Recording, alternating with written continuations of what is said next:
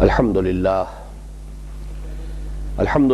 وکفا والصلاة والسلام علی عبادہ الذین اصطفى اما بعد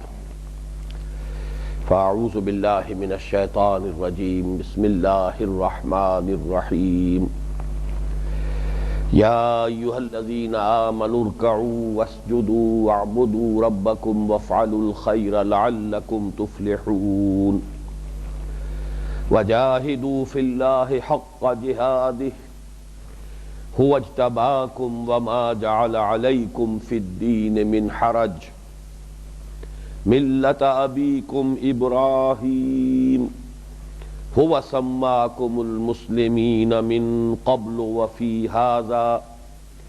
لیکون الرسول شہیدا علیکم وتکونوا شہداء علی الناس فَأَقِيمُوا الصَّلَاةَ وَآتُوا الزَّكَاةَ وَاعْتَصِمُوا بِاللَّهِ هُوَ مَوْلَاكُمْ فَنِعْمَ الْمَوْلَى وَنِعْمَ النَّصِيرُ صدق اللہ العظیم رب اشرح لي صدری ویسر لي امری واحلل عقدۃ من لسانی یفقہوا قولی اللہم ربنا الہمنا رشدنا واعذنا من شرور انفسنا اللہم ارنا الحق حقا وارزقنا اتباعہ وارنا الباطل باطلا وارزقنا اجتنابہ اللہم وفقنا لما تحب وترضى آمین یا رب العالمین۔ سورہ حج کا آخری رکوع جس پر ہمارے اس مطالعہ قرآن حکیم کے منتخب نصاب کا درس نمبر 15 مشتمل ہے، اور جس سے اس منتخب نصاب کے حصہ چہارم کا آغاز ہوتا ہے، یہ بات متعدد مرتبہ سامنے آ چکی ہے کہ یہ دو حصوں پر مشتمل ہے۔ پہلی 4 آیات میں قرآن حکیم کی دعوت عمومی یا دعوت ایمان کا خلاصہ ہے۔ اپنی اپنی جگہ پر اپنے اپنے مقام پر خاص شان کے ساتھ یہ مضامین آتے ہیں، ہر جگہ انداز مختلف ہوتا ہے، کوئی نہ کوئی نیا پہلو سامنے آتا ہے، لیکن یوں کہا جا سکتا ہے کہ ایمانیات ثلاثہ، توحید، معاد اور رسالت کے بارے میں اہم باتیں 4 آیات میں آ گئیں۔ ان کو ماننے کی دعوت یہ قرآن کی دعوت عمومی ہے جس کے مخاطب تمام انسان ہیں، اس لیے یہاں آغاز ہوا یا ایھا الناس کے الفاظ سے۔ آخری 2 آیات یہ قرآن کی دعوت عمل پر مشتمل ہے، اور ظاہر بات ہے کہ اس کے مخاطب ہیں اہل ایمان جو ایمان کا دعویٰ کریں، لہذا یہاں آغاز کلام ہوا یا ایھا الذین آمنوا سے۔ ان 2 آیات میں سے پہلی آیت کے بارے میں ہماری گفتگو بہت حد تک مکمل ہو چکی ہے گزشتہ نشست میں۔ اس کے بعض نکات جو ہیں جن کی ابھی وضاحت باقی ہے وہ ابھی میں عرض کروں گا، لیکن اس کے لیے صرف ایک بات کا حوالہ دے رہا ہوں، اور وہ یہ ہے کہ ایک ریشو پروپورشن کی بات ہوئی تھی، نسبت و تناسب کی بات ہوئی تھی کہ سورۃ العصر میں لوازم نجات جن 4 عنوانات کے ذیل میں درج کیے گئے، ان میں سے 2 کو جمع کیا گیا ایک آیت میں، اور دونوں کا مجموعہ جہاد، اس پر آخری آیت مشتمل ہے۔ ان دونوں کی آپس میں جو ریشو پروپورشن ہے اہمیت کے اعتبار سے، جو نسبت و تناسب ہے، اس کا ایک پیمانہ یہ ہے کہ پہلی آیت چھوٹی ہے، دوسری آیت بہت طویل ہے، کم سے کم 1 اور 3 کی نسبت ہے۔ وَجَاهِدُوا فِي اللَّهِ حَقَّ جِهَادِهِ سے اختتام سورت تک جو یہ آیت چلی آ رہی ہے، یہ طویل آیات میں سے ہے، جبکہ یا ایھا الذین آمنوا ارکعوا واسجدوا واعبدوا ربکم وافعلوا الخیر لعلکم تفلحون، اس آیت کے حوالے سے ایک بات یہ سامنے آ چکی ہے کہ ایک تو لعلکم تفلحون، اس کے لیے محض ایمان یا ایمان کا صرف زبانی اقرار کافی نہیں ہے، بلکہ ارکعوا واسجدوا واعبدوا ربکم وافعلوا الخیر، یہ 4 اوامر آئے ہیں، گویا کہ اس بات پر اس کی دلالت ہے کہ یہ عمل ہے، عملی تقاضے ہیں، نجات کا دار و مدار ان پر ہے، جس کے حوالے سے میں امام راضی رحمۃ اللہ علیہ کا آپ کو جملہ سنا چکا ہوں، وَدَلَّ ذَلِكَ أَنَّ النَّجَاةَ مُعَلَّقَةٌ بِمَجْمُوعِ هَذِهِ الْأَشْيَاءِ، اس پورے مجموعے پر منحصر ہے نجات اور فوز و فلاح۔ اب اس میں جو گفتگو ہو رہی تھی کہ 3 اگر ہم سیڑھیاں سمجھیں ممبر کی، بلکہ 4، تو 3 تک کی گفتگو پہلی آیت میں آ گئی، پہلی سیڑھی ارکان اسلام، نماز، روزہ، حج، زکوٰۃ۔ اس میں جو رکن رکین ہے، سب سے بڑا رکن ہے وہ نماز۔ ارکعوا واسجدوا کے حوالے سے اس کا ذکر آ گیا۔ پھر وعبدوا ربکم، اپنے رب کی بندگی کرو، یہ دوسری سیڑھی ہے۔ ہمہ تن، ہمہ وقت، ہمہ وجوہ اللہ کی اطاعت، اس کی محبت سے سرشار ہو کر۔ بہت گمبھیر معاملہ ہو گیا، بہت اس کے اندر وسعت پیدا ہو گئی۔ پھر تیسری سیڑھی ہے فعل خیر، اچھے کام، وفعلوا الخیر، اچھے کام کرو۔ اور میں یہ عرض کر چکا ہوں کہ اس کو آپ یوں سمجھیے کہ یہ خود اپنی جگہ پر دو حصوں پر مشتمل ہے۔ فعل خیر، اچھا کام، اس کا ایک بنیادی تصور ہے جس کو ہم خدمت خلق کا عام طور پر جو عنوان دنیا میں ہوتا ہے اس کے ذیل میں ہم جانتے ہیں، بھوکے کو کھانا کھلانا، پیاسوں کے لیے پانی کا اہتمام کرنا، اسی طریقے سے بیماروں کی دوا دارو کا معالجے کا بندوبست کرنا، یتیموں کے لیے یتیم خانے کھولنا، بیواؤں کی خبرگیری کا اہتمام کرنا، مساکین کے لیے دارالمساکین جو ہے ان کا انعقاد اور ان کا قیام عمل میں لانا وغیرہ۔ یہ تو وہ تصور ہے کہ جس کا تعلق ہے پوری نوع انسانی سے، یہ ایک تو مشترک میراث ہے نوع انسانی کی۔ ایمان کے حوالے سے اصل میں جو اس میں دوسری منزل وجود میں آتی ہے خدمت خلق کی، وہ ہے لوگوں کی ہدایت کے لیے کوشاں ہونا، تاکہ ان کی ابدی زندگی، اخروی زندگی، ہمیشہ کی زندگی وہ درست ہو جائے، اللہ تعالیٰ کے عذاب سے بچ سکیں، اللہ تعالیٰ کی سزا جو ہے جہنم کی بدترین سزا، اس سے اپنے آپ کو بچا سکیں۔ یہ دعوت الی الخیر، اور اس دعوت کے لیے ظاہر بات ہے کہ اصل بنیاد اور جڑ اور اس کے لیے مرکز و محور قرآن مجید ہے۔ میں ایک دو باتیں اس وقت آپ سے عرض کرنا چاہتا ہوں۔ ایک تو یہ کہ ان کے مابین بھی جو نسبت و تناسب ہے، اس پہلی آیت میں جو چار چیزیں آئی ہیں جن میں سے پہلی دو کو ہم عبادت سے تعبیر کر سکتے ہیں، اور پھر فعل خیر اور فعل خیر کی دو منزلیں، ان کے مابین بھی ایک نسبت و تناسب ہے جس کو ہمیں سمجھ لینا چاہیے۔ یہ بھی گویا کہ دین کے فہم اور تفقہ جو ہے دین کا، اس کا ایک اہم موضوع ہے۔ اس کے حوالے سے میں عرض کر رہا ہوں سب سے پہلے کہ جو پہلی منزل ہے اس خدمت خلق کی، یعنی اپنا مال خرچ کرنا لوگوں کی تکالیف کو رفع کرنے کے لیے، حاجت روائی کے لیے، لوگوں کے مصائب سے نجات دلانے کے لیے، بیماری سے اور احتیاج سے ان کو نجات دلانے کے لیے انفاق مال۔ ایک آیہ مبارکہ جس کا اس سے پہلے کئی مرتبہ حوالہ آ چکا ہے، اور ہمارے اس منتخب نصاب کے درس دوم کے ضمن میں وہ بہت اہتمام کے ساتھ اس کا حوالہ تھا، لن تنالوا البر حتى تنفقوا مما تحبون۔ ہمارے ہاں عام جو ریشو پروپورشن ہے وہ یہ کہ نماز، روزہ، نوافل، عبادات، اس میں زیادہ انہماک جو ہے، اس کی اہمیت لوگوں کے پیش نظر زیادہ ہے۔ عام ہمارا مذہبی مزاج جو ہے، اگر آپ اس کا جائزہ لیں گے، تجزیہ کریں گے، تو ان کی اصل اہمیت ہے لوگوں کے ذہنوں میں، جبکہ قرآن کہتا ہے کہ لن تنالوا البر حتى تنفقوا مما تحبون، تم نیکی کے مقام تک رسائی حاصل کر ہی نہیں سکتے جب تک کہ خرچ نہ کرو وہ شے، اس شے میں سے جو تمہیں محبوب ہو۔ اللہ کی راہ میں اپنا محبوب مال اور اللہ کی راہ میں خرچ کرنا، یہ دو اعتبارات سے ہے۔ ایک ہے لوگوں کی مشکلات کو دور کرنے کے لیے، غریبوں کو کھانا کھلانے کے لیے، اطعام المساکین،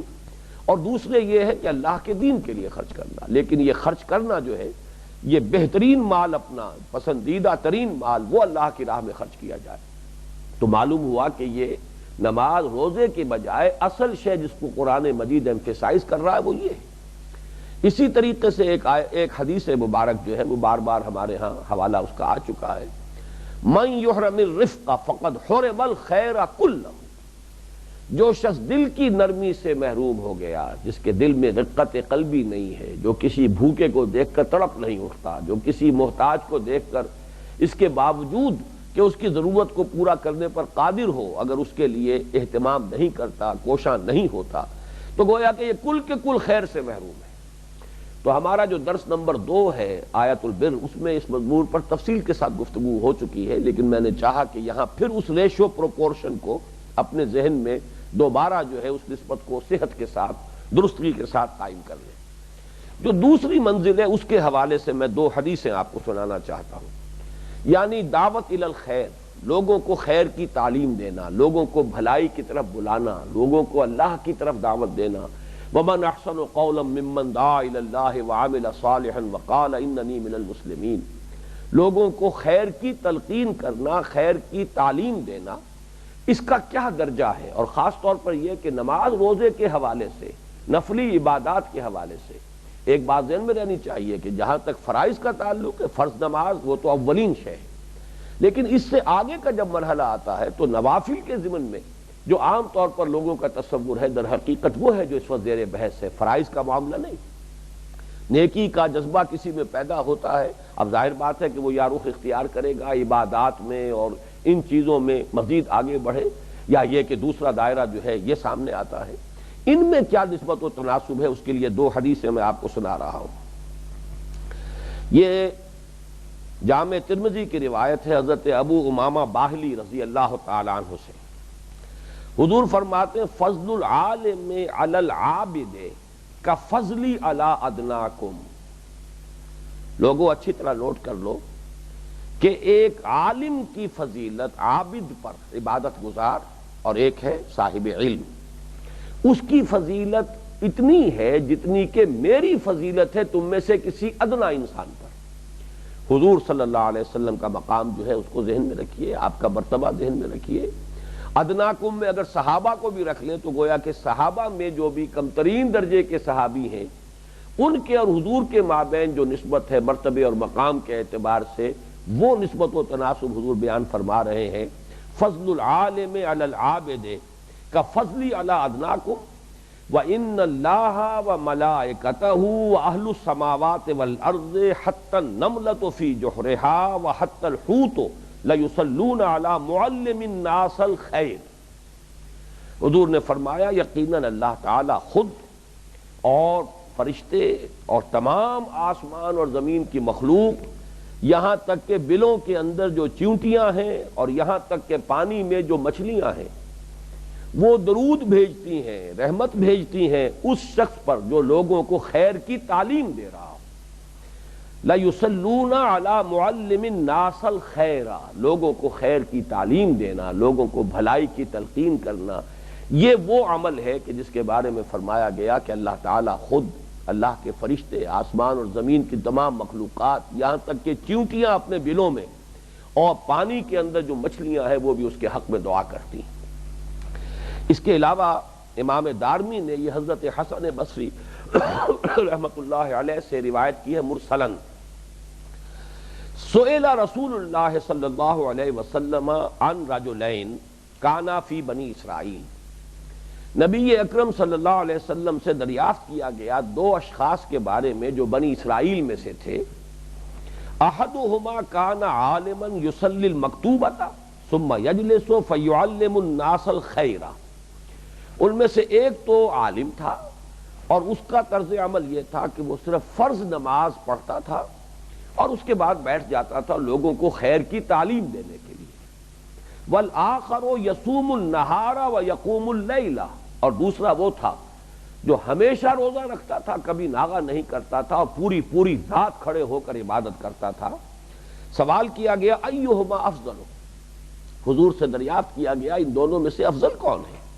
قال رسول اللہ صلی اللہ علیہ وسلم، اس پر جواب دیا نبی اکرم صلی اللہ علیہ وسلم نے،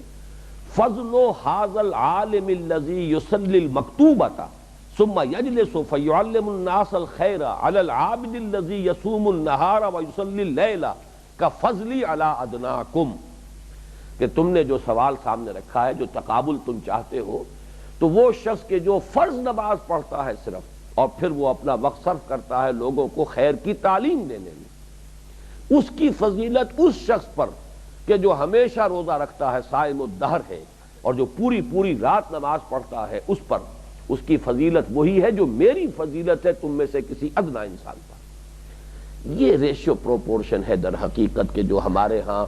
اول تو یہ کہ جو بھی مادیت کا غلبہ ہے تو مذہبی مزاج کے لوگ اب رہ کتنے گئے ہیں، جو رہ گئے ہیں ان کے ہاں وہ ریشیو پروپورشن برعکس ہو گئی ہے۔ یہ جو اس کے اندر جو نسبت و تناسب کا معاملہ الٹا ہو گیا ہے، تو اس کی وجہ سے یہ کہ خیر کے آگے پھیلنے کا، خیر کے بڑھنے کا اب کوئی امکان نہیں رہا، جب تک کہ اس ریشیو پروپورشن کو اثر نو جو صحیح ہے، جو نسبت و تناسب درست ہے، اس کے مطابق اس کو استوار نہ کیا جائے۔ اب آگے چلیے، یہ تو پہلی آیت تھی، یا ایھا الذین آمنوا ارکعوا واسجدوا واعبدوا ربکم وافعلوا الخیر لعلکم تفلحون۔ اے ایمان کے دعوے دارو، رکوع کرو، سجدہ کرو، اپنے رب کی بندگی اور پرستش کرو، اچھے کام کرو، لوگوں کی حاجت روائی مشکل کشائی میں اپنا مال خرچ کرو، اور لوگوں کو خیر کی دعوت اور خیر کی تلقین اور خیر کی تعلیم میں اپنی صلاحیتیں کھپاؤ تاکہ تم فلاح پاؤ۔ اللہم ربنا اجعلنا منہم، اے اللہ ہم سب کو ان لوگوں میں شامل ہونے کی توفیق عطا فرما۔ اب دوسری آیت آ رہی ہے کہ جس کے نسبت و تناسب کو میں نے کل آپ کی توجہ اس کی جانب مبذول کرائی تھی، وَجَاهِدُوا فِي اللَّهِ حَقَّ جِهَادِهِ۔ آج جب میں اس نسبت و تناسب کے لیے، جب انسان کا ذہن سب کانشیس مائنڈ ہے، ورک کرتا ہے از خود، سوچ رہا تھا کہ اس کو کیسے بیان کیا جائے، تو آپ نے دیکھا ہوگا کہ بعض پہاڑی علاقوں میں درجہ بدرجہ ایک رینج آئی پہاڑ کی، اس کی اونچائی ہے جو بھی ہے، اس کے بعد کچھ وادی ہے، پھر دوسری رینج اس سے اونچی ہے، تیسری رینج اس سے اونچی ہے، اور پھر چوتھی رینج پر جا کر پھر بڑا اونچا میدان آ جاتا ہے۔ ہمارے ہاں یہ پاکستان میں بھی بعض علاقوں میں ہے، بلتستان کے اور یہ جو دوسرا علاقہ ہے چیلاس کا، اس کے مابین بھی ایک ایسا بہت بلندی کے اوپر پھر بہت بڑا کھلا میدان ہے۔ یہ علاقے جو ہے کوہستان کے اندر اس طرح کے ہوتے ہیں، تو یوں سمجھیے بالکل کہ یہ تین سیڑھیاں، ایک دو تین، اور چوتھا پھر جو ہے جیسے کہ ممبر کے اوپر جا کر پھر وہ اس کا ایک پلیٹ فارم سا بن جاتا ہے۔ اس نسبت و تناسب کو اپنے ذہن میں قائم کیجئے اس آیت کو سمجھنے کے لیے، جاہدوا فی اللہ حق جہادہ، اور جہاد کرو۔ اب جہاد کے لفظ کے بارے میں چونکہ بہت ہی ابھی قریب ہی ہمارا یہ درس گزرا ہے سورۃ الحجرات کا، اور اس میں وہ آیت مبارکہ ہم پڑھ چکے ہیں، انما المؤمنون الذین آمنوا باللہ ورسولہ ثم لم یرتابوا وجاہدوا باموالہم وانفسہم فی سبیل اللہ۔ اس جہاد کے لوازم کیا ہیں، اس کی منازل کیا ہیں، اس کے مراحل کیا ہیں، وہ پوری تفصیل کے ساتھ بحث آ چکی ہے، لہذا جہاد پر اب یہاں کوئی لغوی بحث نہیں ہوگی۔ لیکن یہاں ایک لفظ آیا ہے کہ جو قرآن مجید میں صرف دو مقامات پر ہے، اور یہ ایسی ہی صورتوں میں ہے کہ جن کے بارے میں یہ رائے ہے کہ وہ مکی ہیں۔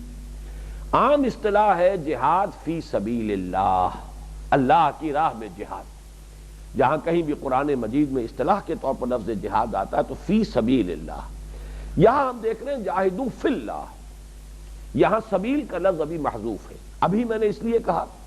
کہ یہ سورہ حج بھی ان صورتوں میں سے ہے کہ جن کے بارے میں اس کے اکثر و بیشتر حصے کے تو مکی ہونے کے بارے میں سمجھتا ہوں کہ کوئی اشتباہ والی بات نہیں ہے، اس کے مضامین پر اگر غور کیا جائے، اگرچہ چند آیات اس کی ایسی ہے کہ جو مستثنیٰ ہے، اور جو اگر مدنی نہیں ہے تو جیسا کہ میں عرض کر چکا ہوں اس سے پہلے اثناء سفر ہجرت میں نازل ہوئی۔ دوسری صورت جو بالاتفاق مکی ہے سورہ عنکبوت ہے، اس میں بھی یہ بغیر سبیل کے لفظ آیا ہے، اس کی آخری آیت۔ اور یہ بھی نوٹ کر لیجئے کہ سورہ عنکبوت جو ہے اس کا پہلا رکوع اس منتخب نصاب کا جو اگلا حصہ، پانچواں حصہ، اس کا پہلا درس ہے۔ جیسے یہ چوتھے حصے کا پہلا درس ہے، ایسے ہی سورہ عنکبوت کا پہلا رکوع پانچویں حصے کا پہلا درس ہے۔ اور مکی صورتوں میں چونکہ جہاد کا لفظ آیا ہی بہت کم ہے، جہاد کی اصطلاح اصلاً تو پورے طور پر نکھر کر مدنی صورتوں میں آئی ہے، لیکن سورہ عنکبوت بھی اس اعتبار سے مستثنیٰ ہے، پہلے رکوع میں بھی لفظ آیا ہے، وَمَنْ جَاهَدَ فَإِنَّمَا يُجَاهِدُ لِنَفْسِهِ۔ جو کوئی جہاد کرتا ہے وہ یہ نہ سمجھے کہ وہ اللہ پر کوئی احسان کرتا ہے یا اللہ کے رسول پر کوئی اس کا احسان ہے۔ جو کوئی جہاد کر رہا ہے وہ اپنے لیے کر رہا ہے، اپنے اجر و ثواب کے لیے، اپنی عاقبت کے لیے، اپنی آخرت کو درست کرنے کے لیے کر رہا ہے۔ وہ کوئی احساس اپنے اندر پیدا نہ ہونے دے کہ اللہ اور اس کے رسول پر وہ کوئی احسان کر رہا ہے۔ پھر یہ کہ مکی صورتوں میں یہ لفظ آیا ہے مشرک والدین کے لیے بھی، سورہ عنکبوت کے پہلے رکوع میں بھی ہے، سورہ لقمان میں بھی، وہ بھی ہمارے منتخب نصاب میں شامل ہے، ہمارا تیسرا درس ہے، پہلے حصے میں شامل ہے، اور اس میں بھی آیا ہے کہ وَإِن جَاهَدَاكَ مشرک والدین کے بارے میں، وَإِن جَاهَدَاكَ لِتُشْرِكَ بِي يَعْلَىٰ أَن تُشْرِكَ بِي مَا لَيْسَ لَكَ بِهِ عِلْمٌ فَلَا تُطِعْهُمَا۔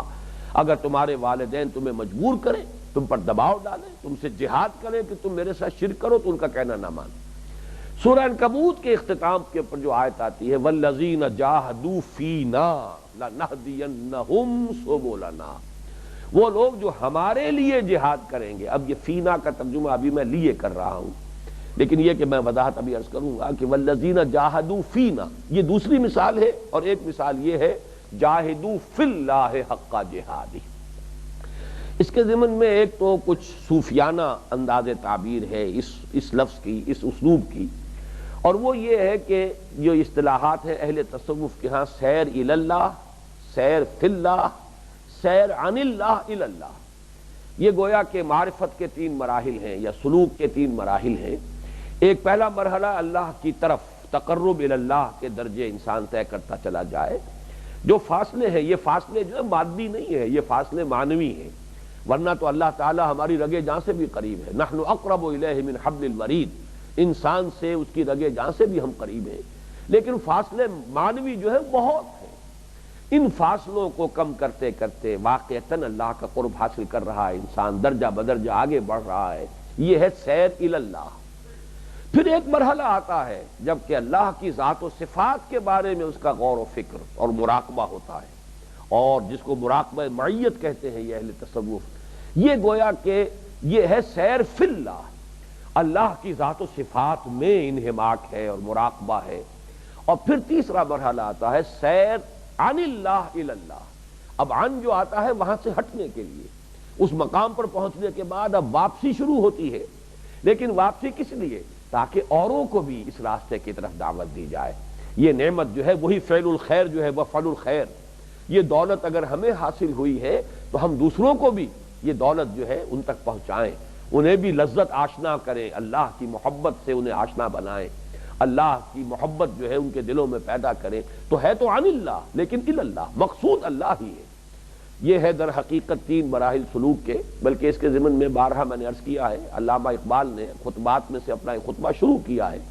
شیخ عبد القدوس گنگوہی رحمۃ اللہ علیہ کی ایک کوٹیشن ان کے ایک حوالے سے، اور اس کے حوالے سے انہوں نے مسٹک ایکسپیرینس اور پروفیٹک ایکسپیرینس کے درمیان فرق کیا ہے۔ عام طور پر جو اولیاء اللہ ہوتے ہیں ان کی کیفیت یہی ہوتی ہے کہ وہ سیر سلوک طے کرتے ہوئے جب قرب الہی حاصل ہو گیا تو اب اس میں جو لذتیں ہیں، بیٹھے رہے تصور یارا کیے ہوئے، اب یہ جو کیفیت ہے، اس میں جو لذت ہے، وہ جا کر لوگوں کو گلی گلی جا کر انہیں تبلیغ کرنا، انہیں حق کی دعوت دینا، ان کی گالیاں سننا، کسی نے کوئی فقرہ چست کر دیا، کسی نے کہا پاگل ہیں، کسی نے کہا مجنون ہو گئے ہیں، کسی نے کہا اچھے بھلے آدمی تھے پتہ نہیں کیا ہوا ہے، کوئی آسیب آ گیا ہے۔ اب ظاہر بات ہے اس سے تکدر ہوتا ہے طبیعت کے اوپر، تو کاہے کو انسان یہ جو کیفیت ہے اس کو چھوڑ کر جائے۔ تو شیخ عبد القدوس گنگوہی رحمۃ اللہ علیہ کا ایک قول ہے کہ محمد عربی بالائے آسماں رفت و باز آمد، بخدا اگر من رفت میں باز نہ آمد میں۔ محمد عربی تو آسمانوں سے اوپر چلے گئے، 7ویں آسمان تک پہنچ گئے اور پھر واپس آ گئے، خدا کی قسم اگر کبھی میں پہنچ جاتا کبھی واپس نہ آتا۔ تو یہ فرق ہے کہ نبی جو ہے وہ آتا ہے واپس۔ اس کے لیے ایک آپ اپنے ذہن میں چاہیں تو بالکل ایک مادی تمثیل بھی رکھ لیجئے۔ حضرت موسیٰ پہاڑ پر چڑھ کر گئے ہیں، کوہ طور پر ہم کلامی ہو رہی ہے، کتنا قرب ہے، کلم اللہ موسیٰ تکلیما، لیکن حکم مل رہا اذهب الى فرعون انه طغى، جاؤ۔ اب ظاہر بات ہے کہاں وہ مخاطبہ الہی کی جو اور مکالمہ الہی کی لذت ہے، کہاں وہ کیفیت ہے، کہاں جا کر فرعون کے دربار میں اس کی جلی کٹی سننی ہے۔ اے موسیٰ تم وہی نہیں ہو جسے ہم نے اپنے ٹکڑوں پر پالا تھا، الم نربک فینا ولیدا، آج آئے ہو ہمیں دعوت دینے کے لیے، کیا تم وہی نہیں ہو جس کی قوم ہماری غلام قوم ہے؟ وَقَوْمُهُمَا لَنَا عَابِدُونَ، ان کی قوم جو ہے موسیٰ اور ہارون کی، یہ تو ہماری محکوم قوم ہے، محکوم قوم کے فرد ہو کر اور ہم سے آ کر بات کر رہے ہیں۔ تو یہ سارا کچھ سننا پڑتا ہے، لیکن یہ ہے اصل مرتبہ جو ہے سیر عن اللہ الی اللہ۔ یہ یا تو پھر انبیاء کا جو نبی کا امتی ہوگا صحیح معنی میں، وہ اسے اپنا فرض منصبی سمجھے گا، اسے میں بعد میں بھی عرض کروں گا مزید تفصیل کے ساتھ۔ عام طور پر جو مسٹک ایکسپیرینس ہے وہ یہ ہے کہ بیٹھے رہیں اور وہ بیٹھے رہیں تصور جانا کیے ہوئے، دل چاہتا ہے پھر وہی فرصت کے رات دن۔ ظاہر بات ہے کہ لوگوں میں مشغولیت جو ہے اس کے اندر تو اس کیفیت کی شدت برقرار نہیں رہتی۔ تو ایک تو فی اللہ کا مفہوم یہ لیا گیا ہے، لیکن میرے نزدیک چاہے اپنی جگہ پر یہ مضمون درست ہے، عمدہ ہے، علم پر مبنی ہے، معرفت پر مبنی ہے، اس میں گہرائی ہے، لیکن ان دونوں مقامات پر یہ مفہوم جو ہے مناسبت نہیں رکھتا۔ اس لیے کہ سورہ عنکبوت بھی وہ جہاد اور دعوت اور اللہ کی راہ میں مشکلات اور مصائب اور اس پر صبر کی تلقین، وہ پہلا رکوع جو ہے وہ تو میرے نزدیک پورے قرآن حکیم میں اس موضوع پر جامع ترین مقام۔ یہی وجہ ہے کہ تواصی بالصبر کا جب ہمارا حصہ شروع ہوگا، اس منتخب نصاب کا حصہ ہے پنجم، تو اس کا پہلا درس وہی ہے۔ اور اسی طریقے سے یہاں جو آگے مفہوم بیان کیا جا رہا ہے جہاد کا مقصد کیا ہے، جہاد کی غایت کیا ہے، اس نے معین کر دیا ہے کہ مراد تو یہاں بھی ہے فی سبیل اللہ، جاہدوا فی اللہ ہے، گویا کہ یہاں سبیل کا لفظ ابھی محذوف ہے، ابھی اس کو ظاہر نہیں کیا گیا ہے۔ اس اصطلاح نے بھرپور صورت اختیار کی مدنی صورتوں میں جا کر، لیکن یہ گویا کہ یہ اصطلاح ابھی ارتقائی مراحل طے کر رہی ہے۔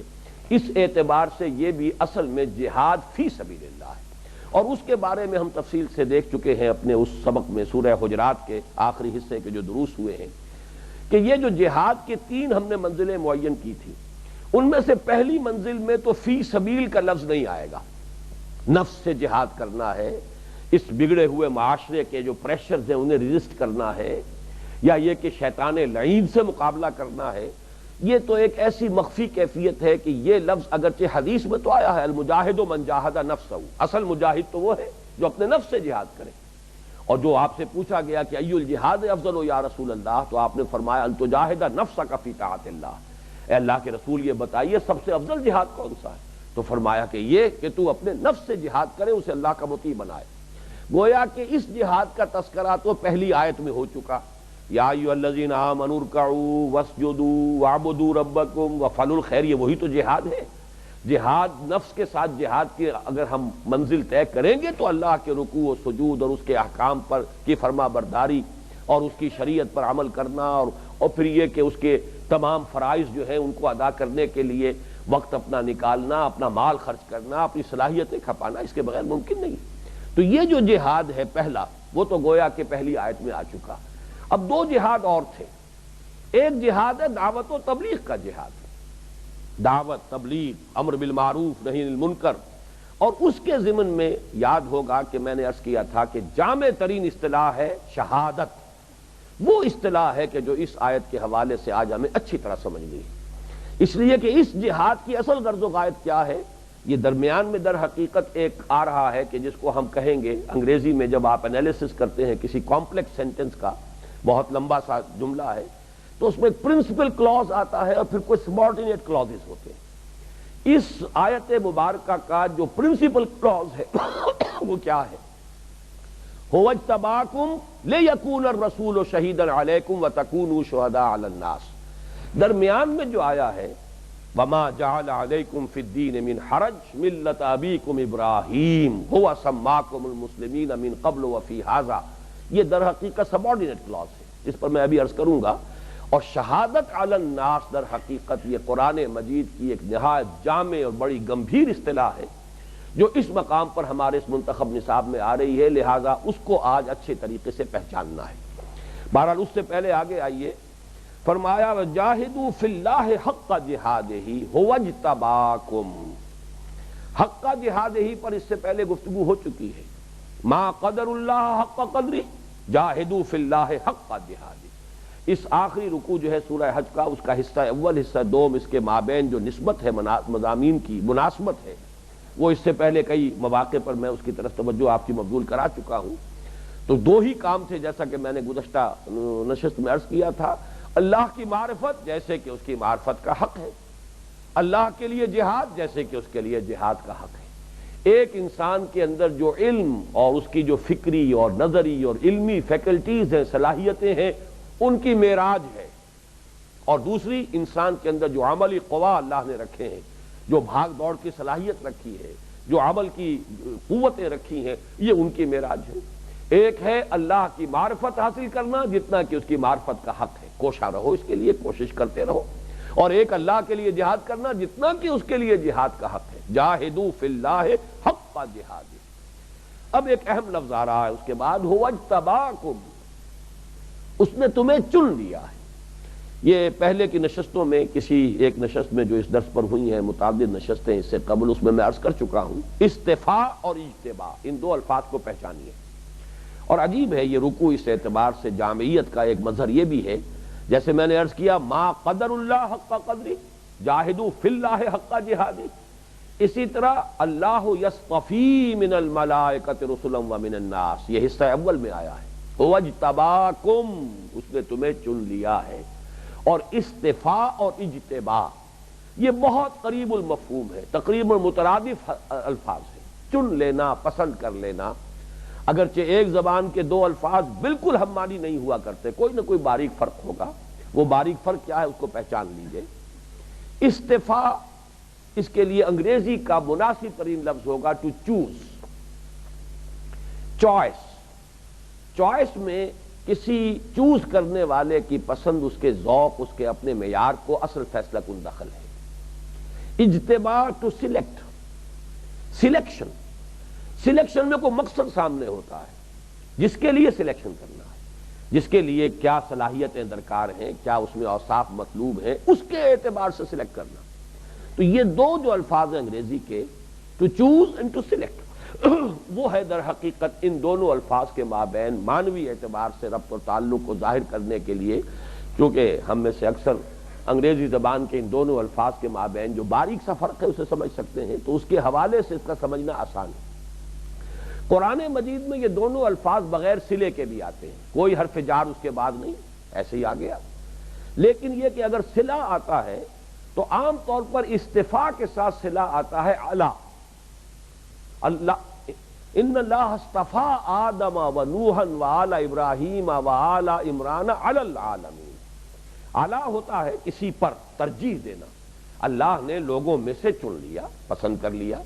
میں اس کی سادہ ترین مثال دیا کرتا ہوں کہ جیسے کوئی گلاب کا پودا ہے، اس میں کئی پھول لگے ہوئے ہیں، کسی کے دستے ہنائی نے اس میں سے کوئی پھول لے لیا، اس کو توڑ لیا، اب یہ اس کا اپنا چوائس ہے، اس میں کوئی خاص جو ہے کوئی دلیل کی بات بھی نہیں ہوتی، اپنا ایک چوائس ہے، اور اس چوائس میں یقیناً کہیں نہ کہیں ذوق، کہیں نہ کوئی انسان کی جو بھی اس وقت اس کے معیارات ہوں گے، تحت شعور میں ہوں گے، لیکن یہ چوائس ہے۔ 9 کو چھوڑ دیا ہے، 9 پر ترجیح دے کر 10ویں کو چوز کر لیا ہے، اس لیے اعلیٰ کا لفظ آتا ہے۔ ان اللہ اصطفیٰ آدم و نوحا و آل ابراہیم و آل عمران علی العالمین، دوسروں کو چھوڑ کر کسی کو پسند کر لینا۔ اسی معنی میں لفظ آیا اصطفى البنات علی البنین، یہ جو مشرکین عرب کا عقیدہ تھا کہ اللہ نے بیٹیاں بنایا ہے اپنے فرشتوں کو، یہ اللہ کی بیٹیاں ہیں، تو اصطفى البنات علی البنین، کیا اللہ نے بیٹوں پر بیٹیوں کو ترجیح دی ہے، چوز کر لیا بیٹیوں کو اپنے لیے؟ کیا کہہ رہے ہو؟ ما لکم کیف تحکمون، کیسی باتیں کر رہے ہو، کیسی بے عقلی کی باتیں کر رہے ہو۔ وہاں بھی لفظ اعلیٰ آ رہا ہے۔ اجتباء جہاں بھی آئے گا یہاں تو الا آئے گا یا لام آئے گا صرف، جیسے یہاں آ رہا ہے لِیَکُونَ الرَّسُولُ شَہِیدًا عَلَیکُم۔ یہ اجتباء کس لیے، سلیکشن کس لیے ہے؟ ہاکی کا میچ ہونا ہے، اولمپک کے لیے ٹیم سلیکٹ کی جا رہی ہے، اس میں دیکھنا ہے، صلاحیت دیکھنی ہے، سٹیمنا دیکھنا ہے، کسی کی مہارت دیکھنی ہے، کیونکہ پیش نظر ہے، ایک مقصد ہے، اس مقصد کے لیے چوز کیا جا رہا ہے، اس کے لیے سلیکشن کیا جا رہا ہے، چناؤ ہو رہا ہے اس کے لیے۔ تو اس اعتبار سے یہ دونوں الفاظ جو ہیں استفاء، لیکن استفاء علی کے ساتھ آئے گا اگر صلہ ہو، اجتباء آئے گا تو الہ کے لیے، اللہ یجتبی الیہ من یشاء ویہدی الیہ من ینیب، اللہ کھینچ لیتا ہے اپنی طرف جس کو چاہتا ہے، سلیکٹ کر لیتا ہے، چن لیتا ہے اپنے لیے جس کو چاہتا ہے۔ یا پھر لام آتا ہے صرف حرف جار، جیسا کہ اس آیہ مبارکہ میں۔ اب یہاں جو اصل جو قابل غور بات ہے اور قابل توجہ ہے وہ یہ ہے کہ یہ لفظ یہاں کیوں آیا ہے، ہو اجتباکم، وہ لفظ کے جو بہت ہی متوازی لفظ ہے استفاء کا۔ پہلی آیت میں لفظ استفاء آیا انبیاء کے، اچھا یہ بھی نوٹ کر لیجئے یہ دونوں الفاظ حضور کے لیے مستعمل ہیں، محمد مصطفیٰ، احمد مجتبیٰ، یہ دونوں مفعول ہیں، استفاء سے مفعول بنا مصطفیٰ، چنے ہوئے پسندیدہ، اللہ کے پسندیدہ بندے۔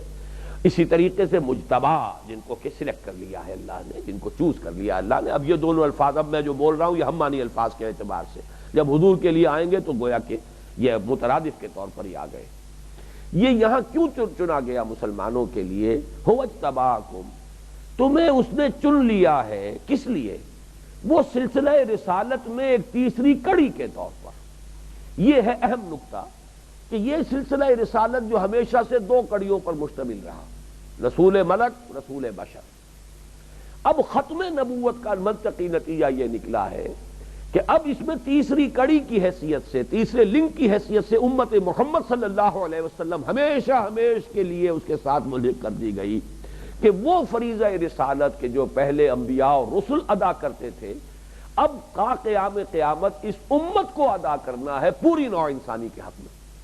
اس لیے کہ محمد صلی اللہ علیہ وسلم کی بعثت ہے پوری نوع انسانی کے لیے. وَمَا أَرْسَلْنَاكَ إِلَّا كَافَّةً لِلنَّاسِ بَشِيرًا وَنَذِيرًا. یہ بلکہ صحیح تر الفاظ میں یوں کہیے جیسے کہ میں نے حضرت موسیٰ کے بارے میں بھی مختلف مواقع پر عرض کیا کہ دو بعثتوں کے ساتھ مبعوث ہوئے حضرت موسیٰ. ایک بعثت تھی الی فرعون وآلہ، آل فرعون کی طرف، ایک بعثت تھی بنی اسرائیل کی طرف. ان دونوں بعثتوں کے تقاضے مختلف ہیں. اسی طرح حضور دو بعثتوں کے ساتھ مبعوث ہوئے. آپ کی بعثت خصوصی ہے فی الامیین، جن میں سے آپ خود ہیں. هو الذی بعث فی الامیین رسولا منہم یتلو علیہم آیاتہ ویزکیہم ویعلمہم الکتاب والحکمہ. اور بعثت عمومی ہے الی کافۃ الناس بشیرا ونذیرا. آپ کے اپنے زمانے میں بھی جتنے لوگ تھے ان کے طرف بھی آپ مبعوث کیے گئے، اور تا قیام قیامت جتنے انسان آنے ہیں ان کی طرف بھی آپ مبعوث کیے گئے. اب سوال یہ ہے کہ فریضہ رسالت حضور نے ادا کیا، اتمام حجت اگر کیا ہے تو وہ تو آپ کی حیات طیبہ میں تو صرف جزیرہ نماء عرب کے انسانوں تک ہو سکا.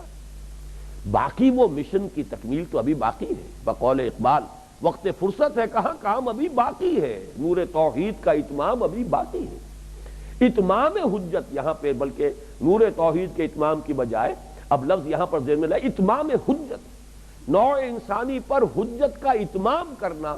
اب یہ فرض منصبی ہے کہ جو امت محمد صلی اللہ علیہ وسلم کے حوالے کیا گیا ہے، یہ بار گراں ہے جو امت کے کندھے پر آ گیا ہے. تو اگرچہ محمد کا امتی ہونا صلی اللہ علیہ وسلم بہت بڑی فضیلت ہے. هو اجتباکم، اس نے تمہیں چن لیا ہے. جیسے انبیاء جن کا استفاء ہوتا تھا، جن کو اللہ چن لیتا تھا، ان کو رتبے بلند ملے ہیں، مقامات اونچے ہیں، لیکن جن کے رتبے ہیں سوا ان کی سوا مشکل ہے. کیسی کیسی مصیبتیں انہوں نے جھیلی ہیں، کیسی کیسی مشکلات ان کے راستے میں آئی ہیں.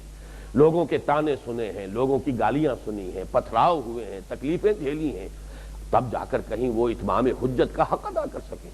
خود حضور کی سیرت مطہرہ کا اگر ایک طاہرانہ بھی جائزہ لیا جائے، طاہرانہ نگاہ سے، تو آپ اندازہ کیجئے کہ حضور نے فرمایا کہ کیسی کیسی ابتلاؤں میں سے میں گزرا ہوں.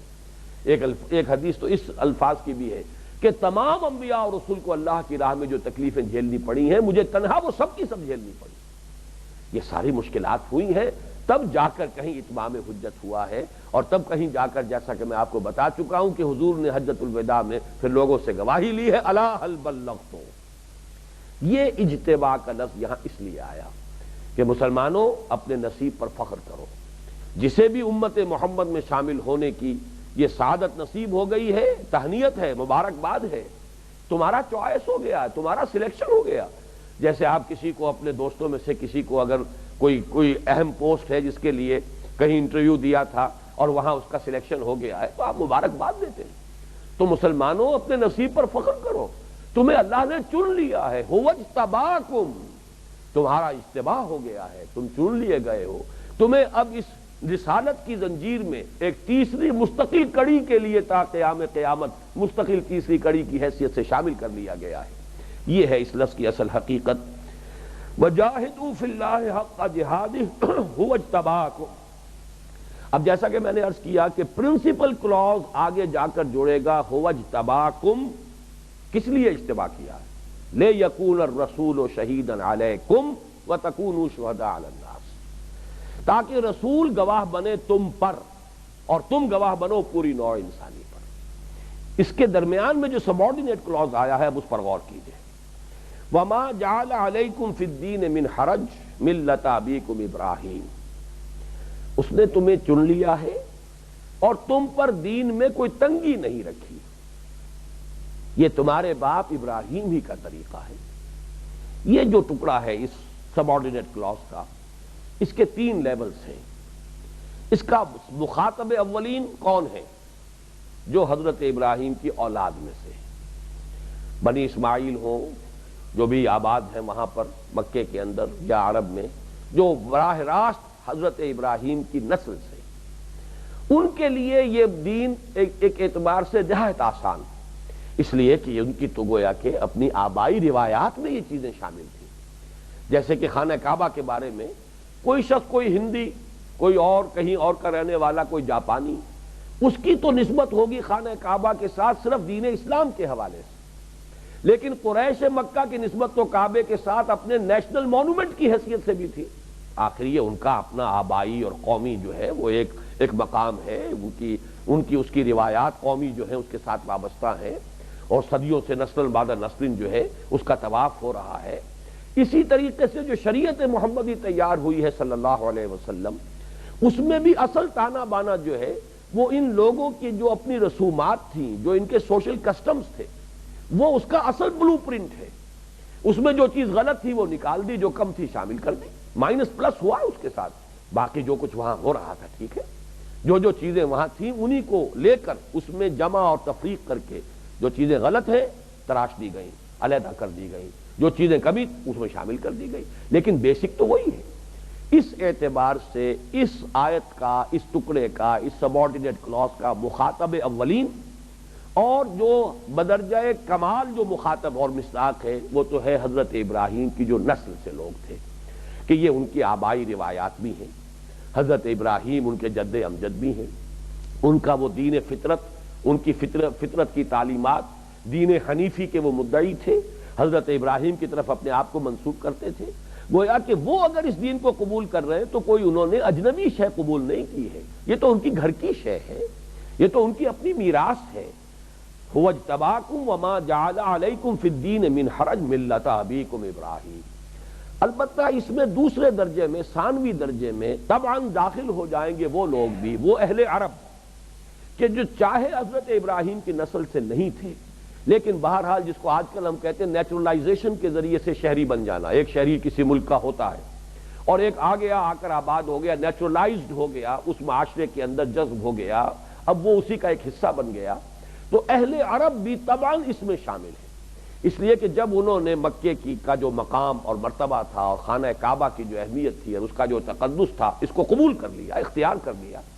اب اسے ان کے معاشرے کے اندر ایک مرکزیت حاصل ہو گئی، تو اس اعتبار سے گویا کہ طبعاً وہ بھی اس میں شامل ہو گئے کہ وما جعل علیکم فی الدین من حرج ملۃ ابیکم ابراہیم، یہ تمہارے باپ ابراہیم ہی کا طریقہ ہے۔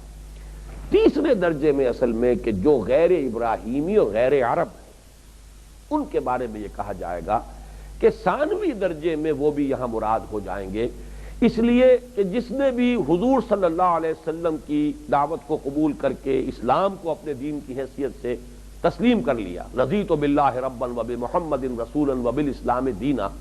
گویا کہ وہ معنوی طور پر حضرت محمد صلی اللہ علیہ وسلم کے ساتھ وابستہ ہو گیا، اور گویا کہ وہ بھی معنوی اور روحانی اولاد ہے اب محمد کی بھی اور ابراہیم کی بھی صلی اللہ علیہ وسلم علیہ الصلوۃ والسلام۔ اس اعتبار سے لیکن اس میں وما جعل علیکم فی الدین من حرج، اس کا ایک پہلو اور سامنے آئے گا، اور وہ یہ کہ واقعتاً دین اسلام دین فطرت ہے، اس میں کوئی غیر فطری قدغنے ہے ہی نہیں، اس میں انسان کے اندر جتنے جبلی تقاضے اللہ نے رکھے ہیں ان کی بھرپور تسکین کا جائز راستہ کھول دیا گیا ہے۔ یہاں تو کسی بھی اپنے جبلی تقاضے کو غیر فطری طور پر روکنے کے لیے کوئی حکم نہیں، اس اعتبار سے دین فطرت ہونے کے حوالے سے یہ آسان ہے، یہ ہلکا ہے، کوئی غیر فطری قدغنے نہیں ہے، کوئی غیر فطری مطالبے نہیں ہیں۔ اس اعتبار سے یہ گویا کہ پوری نوع انسانی کے اعتبار سے بھی بات کہی جائے گی وما جعل علیکم فی الدین من حرج هو سماکم المسلمین من قبل وفی ھذا، اس نے تمہارا نام رکھا مسلمان پہلے بھی اور اس میں بھی۔ اس میں ذرا نوٹ کیجئے کہ ایک اختلاف رائے ہے کہ ہوا سے مراد کیا ہے، چونکہ عام قاعدہ عربی زبان کا یہی ہے کہ ضمیر کا مرجع اگر قریب میں تلاش کیا جائے اور موجود ہو قریب میں تو دور جانا جو ہے وہ درست نہیں ہوتا۔ قریب میں مرجع حضرت ابراہیم ہے، ملۃ ابیکم ابراہیم ہوا سماکم، اب ہوا اور ابراہیم کے درمیان تو بس ایک وقفہ سا ہی ہے نا، باقی تو متصل ہیں۔ ایک رائے یہ ہے کہ اس سے مراد ہے حضرت ابراہیم،